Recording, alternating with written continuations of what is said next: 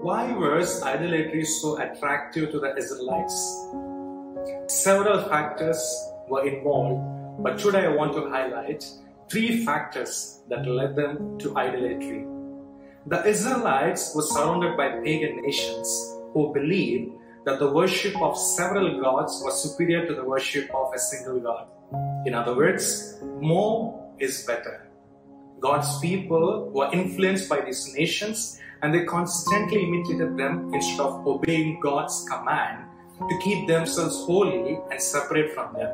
Tragically, the Israelites believed that it was possible and justifiable to worship both the Lord and the other gods. Number 2, the gods of the other nations did not require the kind of obedience and moral righteousness that the God of Israel demanded. For example, many of the pagan religions included sexual activity with temple prostitutes as a part of the religious rituals for fertility of the land. This practice undoubtedly seemed appealing for many within Israel.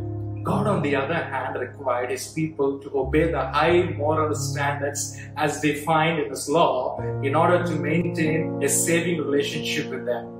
They had to resist consistently the tendency towards immorality and other sinful practices condoned or blessed by the pagan religions.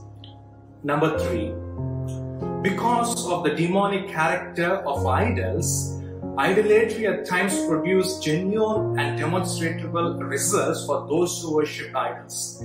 The demonic powers behind the idols were able, though on a limited basis, to impart temporary and material physical benefits. Fertility gods promised the birth of children, weather gods promised the appropriate conditions for abundant crops, and warrior gods promised protection from enemies and victory in battles.